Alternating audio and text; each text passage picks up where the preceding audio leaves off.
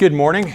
I'm glad you could join us. Today I want to share something that I am borrowing from my good friend Philip Yancey from Grace Notes. Really good stuff. In my opinion, it's a daily devotional book. And this is something that came from a booklet he put out called Helping the Hurting. And it's about long suffering. It's like, whoa, that's an old school word, isn't it? Long suffering. So in the book of Galatians, Paul lists what is referred to as the fruit of the Spirit: love, joy, peace, patience, which is now, we say patience, but back in the day, they used to say long suffering, back in King James time. But I think that there's a really good thing about long suffering, the term, because I think there's a reality to it. So what he talks about here, and what I would like to share with you this morning, is that no matter what the illness, no matter what the situation is, somebody passes away, somebody's ill, initially there's like a lot of attention that gets paid to the person that's suffering. And that's understandable.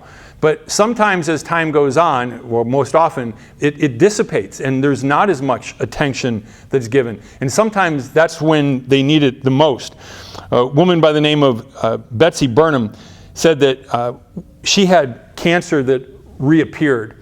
And not only did she get, and it reappeared several times. So, people were there for her at first, but then like the second time, not so much. By the third time, hardly at all.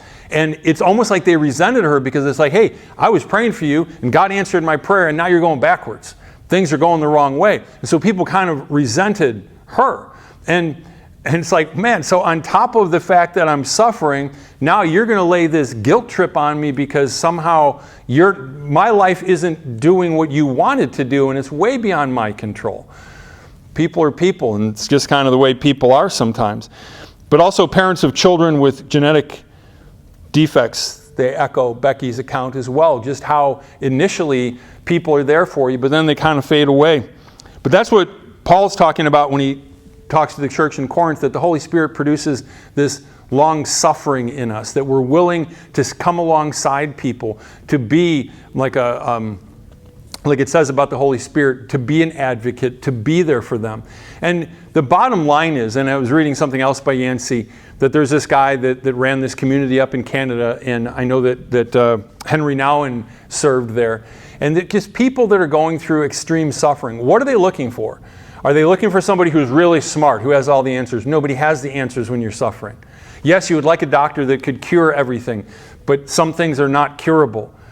Do you know what the patients actually really want? They just want someone who cares. They want someone who loves them. They don't need someone with a PhD. They need somebody who's willing to be close. And I'm not dissing doctors and PhDs or anything else. What I am saying is, as an ordinary follower of Jesus, you have what every suffering person wants and needs. You have the ability to love. But I would encourage you to do it in a long-suffering way.